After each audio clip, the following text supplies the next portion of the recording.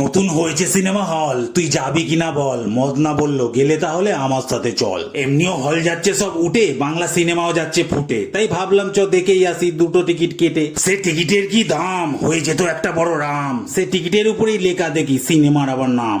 গিয়ে লাইনে দাঁড়িয়ে দেখি গার্ড হাত দিচ্ছে বাড়িয়ে, সে চেক করে সব খৈনিপত্র রাখছে আলাদা সরিয়ে।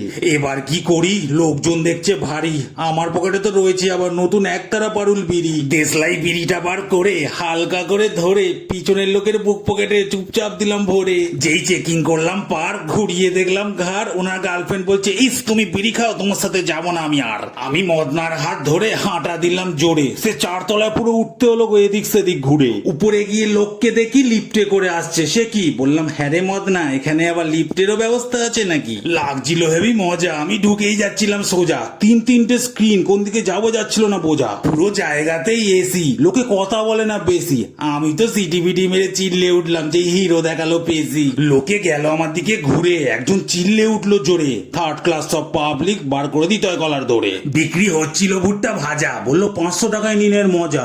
আমি বললাম 500 টাকা ভুট্টা, খেয়েছো নাকি তুমি গাঁজা। মদনা বললো ওরে থাম, এখানে এরামি সব দাম। বললাম 500 টাকার ভুট্টা শুনলে মা পিটিয়ে ভুলিয়ে দিত দাদুর নাম। সবই ঠিক হলো, সিনেমাও বেশ ভালো, তবে ভাঙা চেয়ারে সেই সিঙ্গেল স্ক্রিনই যেন বেশি ভালো ছিল।